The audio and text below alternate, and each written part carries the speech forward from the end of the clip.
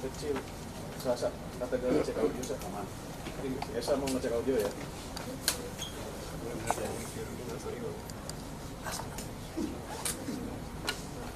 Mana kalau kita permainan sulap dulu sebentar? Iya. Artinya ini pindahkan ke kantong masing-masing. Setuju Pak. Bukan suap kan, sulap. Samping metro. Kalau Mbak ini kan nggak mau suap, ini sulap. Nunggu penetapan aja.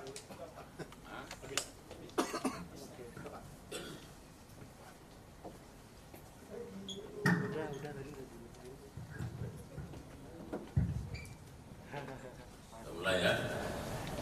Assalamualaikum warahmatullahi wabarakatuh.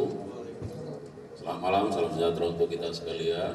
Salam, swastiastu, namo buddhaya, salam kebajikan, salam bahagia, salam sehat, rahayu. Yang tentu sama-sama kita hormati Pak Direktur Penyidikan pada Jampitsus. Beliau didampingi Kasubdit Penyelidikan dan Kasubdit Penyidikan, ya.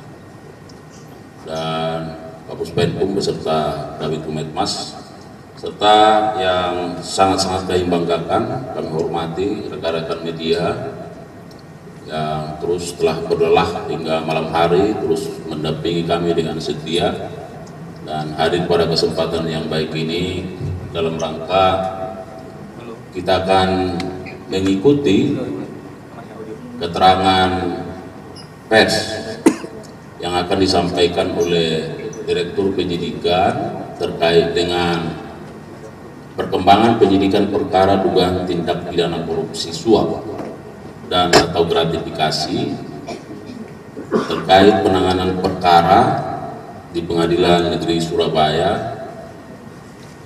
atas nama Ronald Tangan ya, beberapa waktu yang lalu. Nah, jadi ini terus berkembang dan sebelum Pak Direktur Penyidikan menyampaikan siaran persnya, perlu rekan-rekan ketahui bahwa penyidik dalam kurun waktu hingga saat ini terus melakukan pendalaman dan pengkajian terhadap perkara ini yang kita tahu sudah melibatkan beberapa orang, dan berdasarkan informasi yang diperoleh oleh penyidik dari masyarakat dan itu terus dikembangkan sampai pada hari ini penyidik melakukan penggeledahan ya, sejak tadi pagi, sejak subuh. Nanti akan dijelaskan di beberapa tempat, dan kemudian melakukan pengamanan atau penangkapan terhadap seseorang yang berada di Sumatera Selatan ya, di Palembang, dan dibawa ke Kejaksaan Agung, diperiksa dan ditetapkan statusnya. Oleh karenanya rekan-rekan media, mari kita simak secara seksama keterangan pers yang akan disampaikan oleh Direktur Penyidikan. Kami persilakan. Assalamualaikum warahmatullahi wabarakatuh. Waalaikumsalam warahmatullahi wabarakatuh. Selamat malam bagi kita semua. Yang saya hormati Kapus Penkum Pak Andi Siregar, para Kasubdit dan teman-teman media massa yang hadir pada malam hari ini. Izinkan saya menyampaikan perkembangan penyidikan perkara dugaan tindak pidana korupsi suap dan atau gratifikasi terkait penanganan perkara di Pengadilan Negeri Surabaya. Saudara-saudara, teman-teman jurnalis yang saya hormati, bahwa perkembangan penyidikan perkara tindak pidana korupsi suap dan atau gratifikasi terkait penanganan perkara tindak pidana umum di Pengadilan Negeri Surabaya atas nama saat itu terdakwa Tanu berdasarkan surat perintah penyidikan nomor Prin 54 tanggal 4 Oktober 2024, dan pada hari ini Selasa tanggal 14 Januari 2025 tim penyidik Jaksa Agung Muda Tindak Pidana Khusus telah melakukan penangkapan di Kota Palembang terhadap RS, yaitu Hakim Tinggi pada Pengadilan Tinggi Palembang dan mantan Ketua Pengadilan Negeri Surabaya yang diduga melakukan tindak pidana korupsi, yaitu suap dan atau gratifikasi terkait penanganan perkara tindak pidana umum di Pengadilan Negeri Surabaya atas nama Ronald Tanu. Dalam perkara ini, Ronald Tanu telah dibebaskan oleh Majelis Hakim Pengadilan Negeri Surabaya, yaitu 3 hakim ED, AH, dan M, serta ditemukan indikasi yang kuat bahwa pembebasan tersebut karena RS bersama-sama dengan ED, AH, dan M menerima suap dan atau gratifikasi dari pengacara Ronald Tanu, yaitu saudara LN. Tentunya kawan-kawan kita tahu semua, untuk menyingkat saja ya pakai inisial. Adapun kronologis perbuatan RS tersebut adalah sebagai berikut. Tersangka LR awalnya meminta kepada YR agar diperkenalkan kepada RS yang saat itu menjabat sebagai Ketua Pengadilan Negeri Surabaya dengan maksud untuk memilih majelis hakim yang akan menyidangkan Ronald Tanu.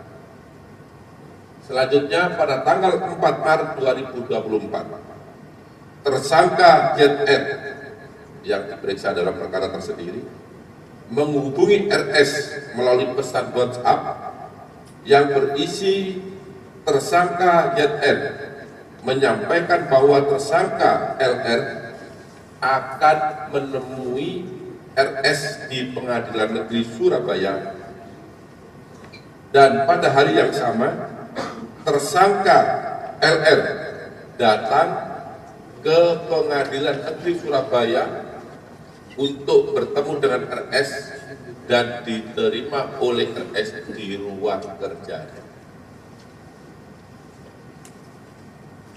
Di dalam pertemuan tersebut, LR meminta dan memastikan nama hakim yang akan menyidangkan perkara Ronald Tanu, yang kemudian dijawab oleh RS bahwa hakim yang akan menyidangkan perkara Ronald Tanu adalah ED, M, dan AH. Jadi langsung dijawab saat itu. Kemudian setelah bertemu dengan RS, tersangka LR menemui ED di lantai 5 Gedung Pengadilan Negeri Surabaya. Selanjutnya tersangka LR mengatakan bahwa dia mengetahui nama tersangka ED, kemudian HH dan M, karena tersangka LR sudah pernah bertemu dengan tersangka H dan tersangka M untuk membicarakan terkait dengan penetapan majelis hakim yang akan menangani perkara Ronald Tanu. Beberapa waktu kemudian LR menemui kembali RS dan meminta agar tersangka ED untuk ditetapkan sebagai ketua majelis hakim dalam perkara Ronald Tanu, dan tersangka HH serta tersangka M sebagai anggota majelis hakim. Kemudian pada tanggal 5 Maret 2024, tersangka ED bertemu dengan RS, dan pada pertemuan tersebut RS mengatakan kepada tersangka ED sambil menepuk pundak tersangka ED dan mengatakan, "Lei, ada saya tunjuk Lei sebagai ketua majelis, anggotanya M dan HH atas permintaan LN."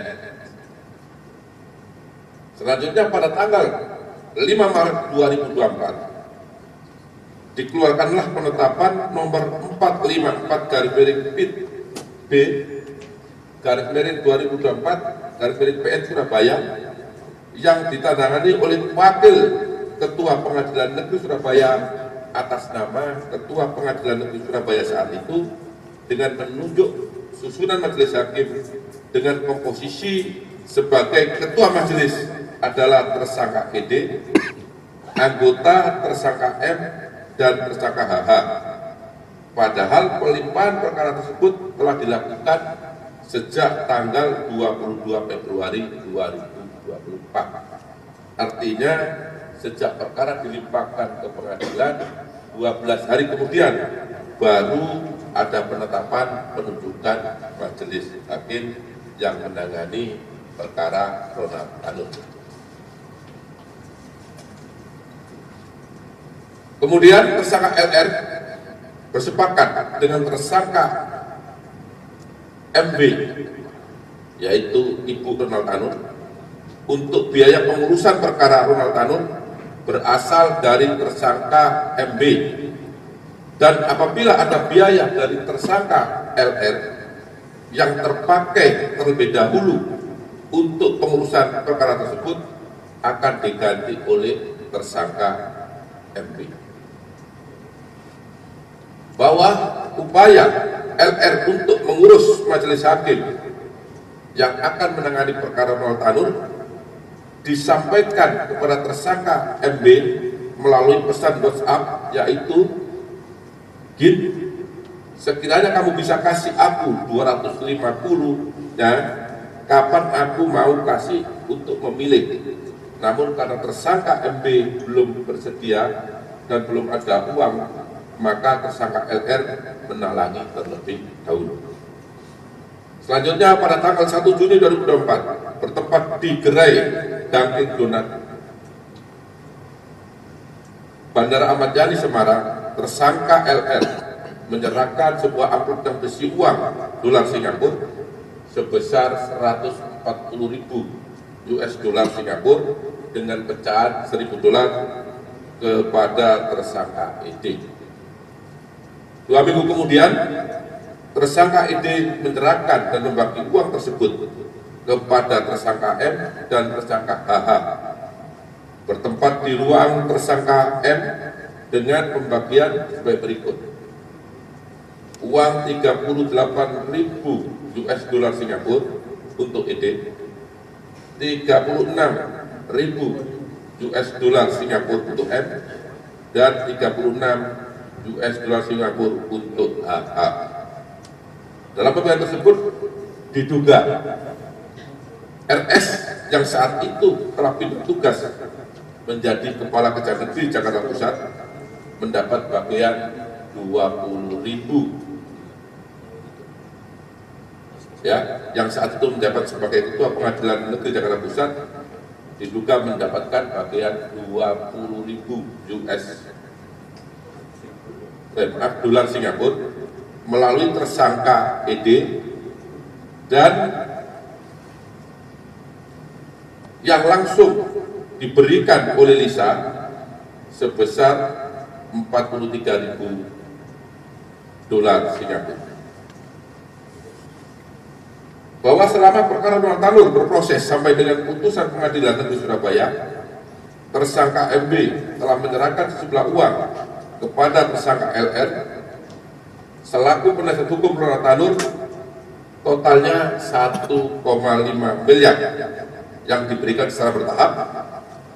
Selain itu, LR juga menangani terlebih dahulu sebagai biaya pemulihan perkara tersebut sampai dengan putusan Pengadilan Negeri Surabaya sekitar 2 miliar rupiah, sehingga seluruhnya berjumlah sekitar 3,5 miliar rupiah.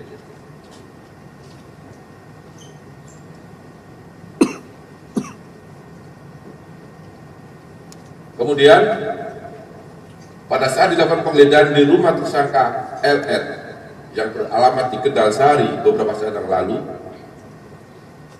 yaitu tepatnya di Kelurahan Penjaringan Sari, Kecamatan Rungkut, Kota Surabaya, ditemukan amplop putih yang salah satu tulisannya mengatakan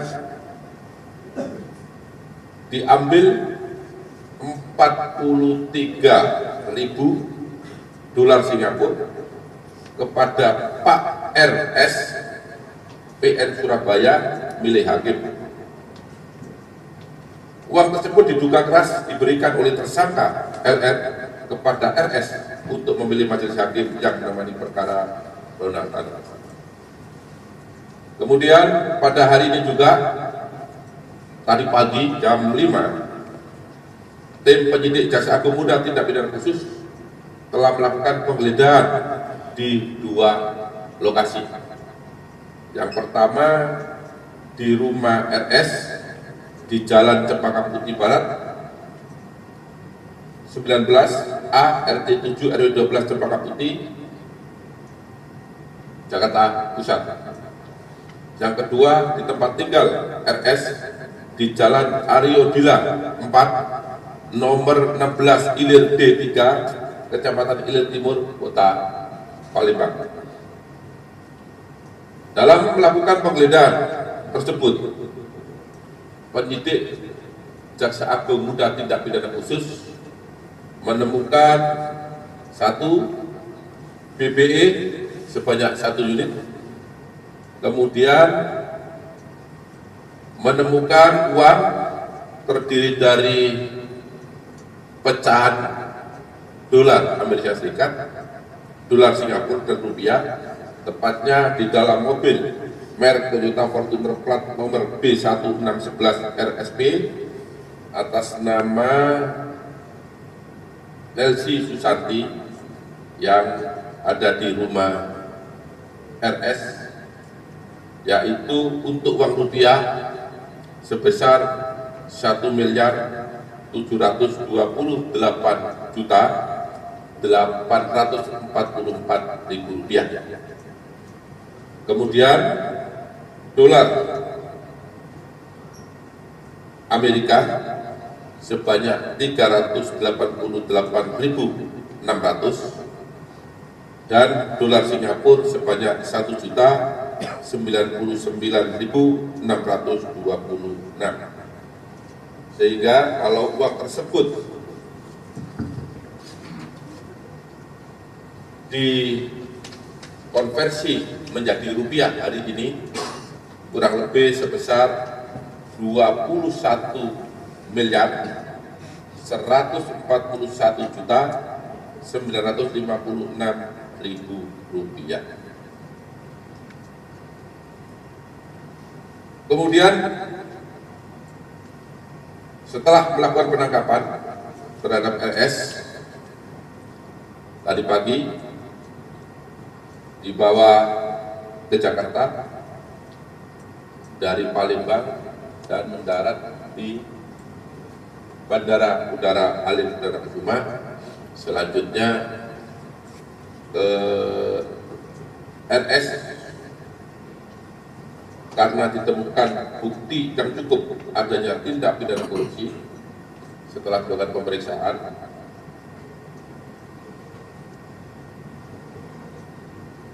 maka RS ditetapkan sebagai tersangka berdasarkan surat perintah penetapan tersangka nomor TAP 01 garis miring F.2 garis miring FD.2 garis miring 01 garis miring 2025 pada hari ini, ya, ditetapkan yang sebagai tersangka. Terhadap tersangka Rudi atau RS dilakukan penahanan rutan selama 20 hari ke depan, ditahan di rutan Salimba, Cabang Kejaksaan Negeri Jakarta Selatan. Selanjutnya,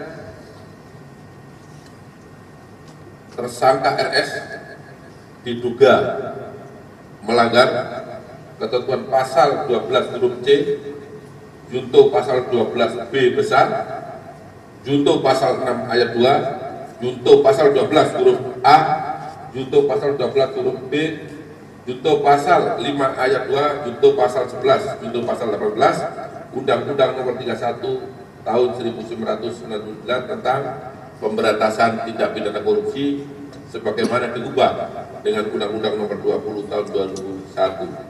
Junto pasal 55 ayat 1 ke 1 Kitab Undang-Undang Hukum Pidana.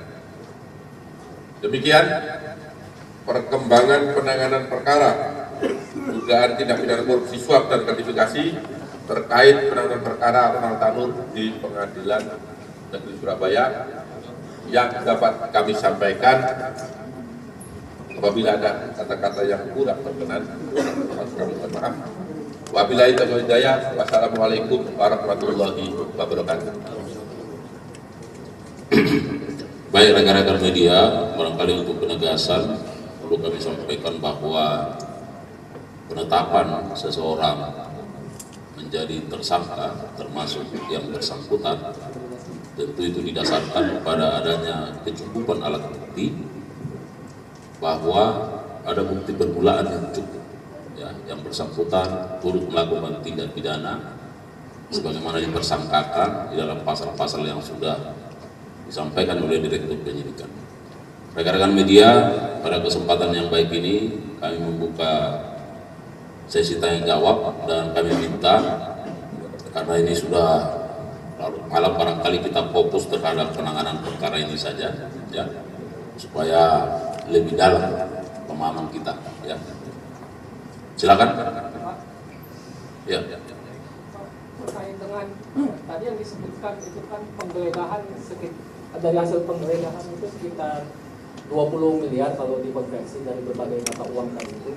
21 miliar. Kemudian ini apa memang semuanya terkait dengan satu perkara penerimaan suap dan dugaan gratifikasi terhadap tersangka RS tadi?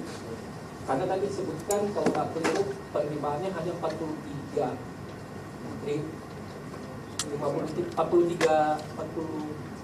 ribu dolar Singapura. 43 ribu ditambah 20 ribu. Iya. Nah, apa itu kan tidak match itu antara penerima dan hasil geledah. Yang kedua terkait RS ini, memang apakah statusnya masih sebagai seorang hakim aktif di Pengadilan Tinggi Sumatera Selatan? Kemudian terkait dengan tersangka RS ini di berkas perkaranya terdakwa Lisa Rahmat dan Merista itu disebutkan satu paket dengan Panitera atas nama Siswanto. Nah, apakah memang Siswanto ini disebutkan di berkas perkara dua terdakwa yang sudah disidangkan itu juga turut menerima sekitar 10.000 dolar Singapura kalau tidak keliru. Apakah memang Siswanto ini juga nantinya juga bakal dibawa juga ditetapkan sebagai tersangka atau bagaimana? Itu aja, Mas. Silakan. Ya. Terima kasih pertanyaannya. Saya jawab bahwa memang benar berdasarkan fakta dan alat bukti si RS ini diduga menerima uang. Tadi saya katakan di depan, ya, sebanyak 43.000 US Singapura dan satunya lagi 20.000, di mana 20.000 diduga diterima dari Ketua Majelis Hakim yaitu ED dan 43 diduga diterima dari penasihat hukum, ya. Kemudian atas dasar penggeledahan itu kita ternyata menemukan lebih dari apa yang diduga diterima. Untuk itu kelebihan uang ini nanti akan kita dalami. Dari mana uang ini berasal? Yang pasti, sebagaimana telah kami sampaikan tadi, beberapa pasal yang disangkakan kepada tersangka, karena data menjadi tersangka, maka juga di sana ada pasal 12 huruf B besar, yaitu tentang gratifikasi. Untuk kepastiannya dari mana, saya minta teman-teman sabar, ya. Semua pasti perlu proses. Ya, kami baru melakukan pemeriksaan, penyidik baru melakukan pemeriksaan 2 jam, dan setelah 2 jam cukup 2 alat bukti, kami tetapkan yang bersangkutan sebagai tersangka dan langsung kami adakan rilis dengan teman-teman pers. Kemudian yang kedua terkait dengan Siswanto. Di dalam pemeriksaan saksi dan dalam persidangan memang terungkap bahwa Siswanto diduga menerima juga selaku panitera 10.000 US dollar. Namun demikian kami terus kembangkan, apabila alatnya cukup maka tidak menutup kemungkinan siapapun yang terlibat dalam perkara ini penyidik akan menetapkan sebagai tersangka. Namun saya garis bawahi, berdasarkan keterangan saksi, kita baru menerima keterangan saksi, tapi tetap akan kita dalami. Saya rasa itu. Terima kasih. Baik, saya kira jelas. Tadi masih. Ya, silakan.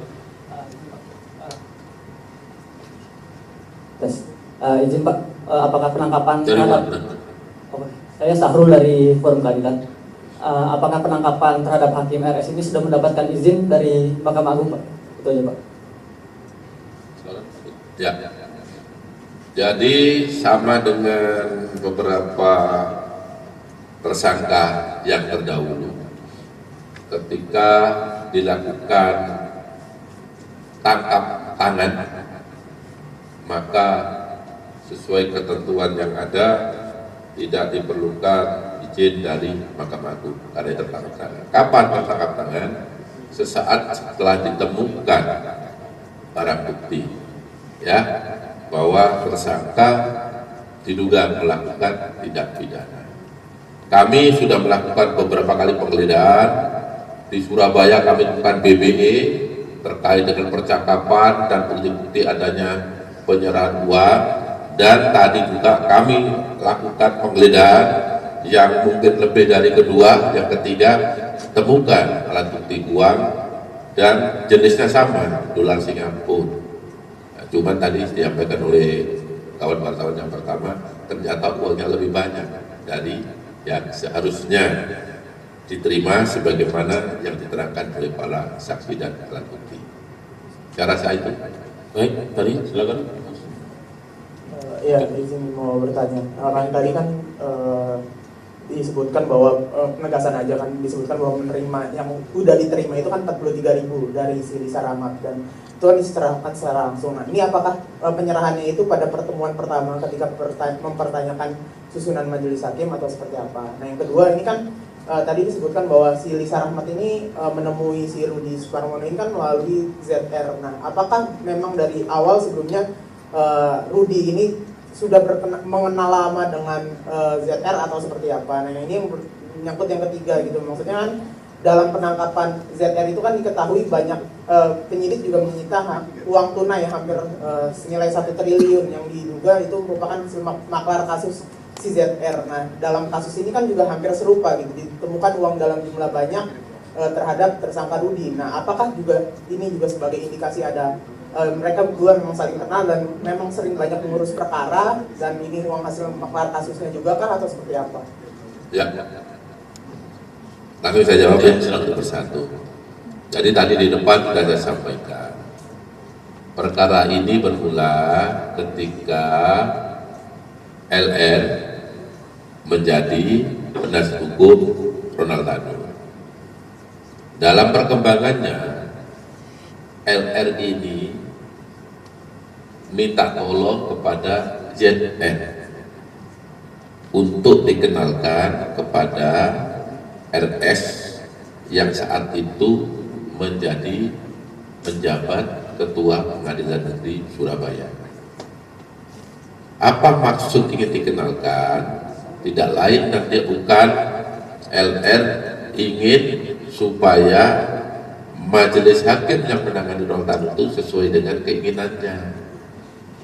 Nah, kemudian oleh JR disampaikan bahwa JR sudah kenal dengan ketua yang baru, sehingga melalui JR inilah LR bisa ketemu, bisa komunikasi dengan ketua pengadilan negeri saat itu, yaitu RS. Ya. Kemudian yang kedua tadi terkait dengan uang. Ya, sama dengan yang pertama saya sampaikan. Kami juga penyidik gak menduga juga kalau menemukan uang sebanyak ini. Makanya sekarang dan selanjutnya, sekarang dan pemeriksaan selanjutnya akan kita dalami. Ini uangnya, ini uang siapa dan dari mana.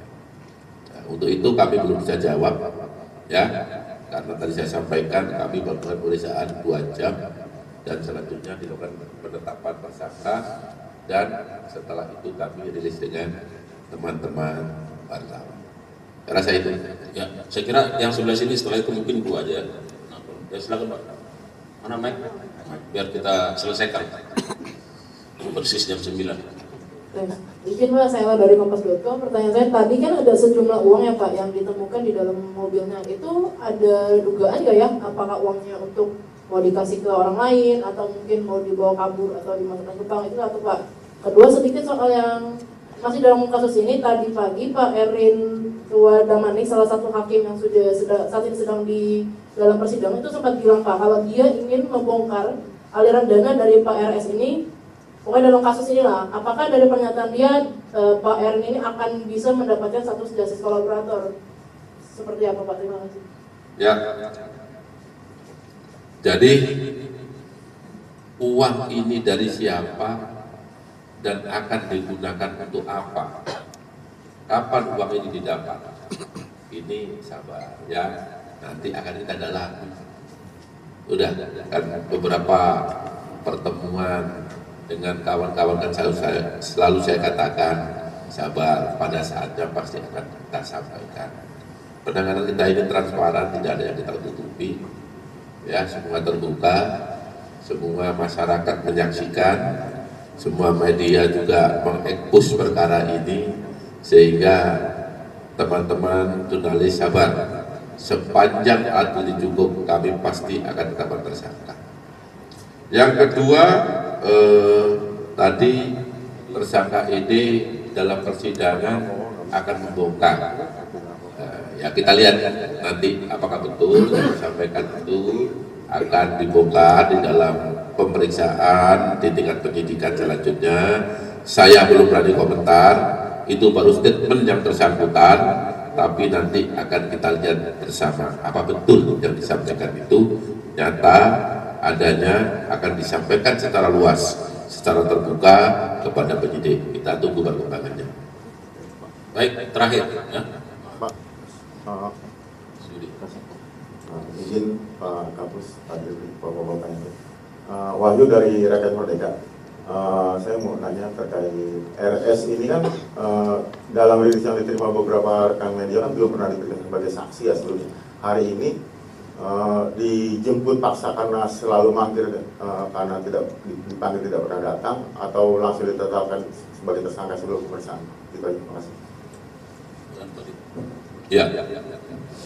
Jadi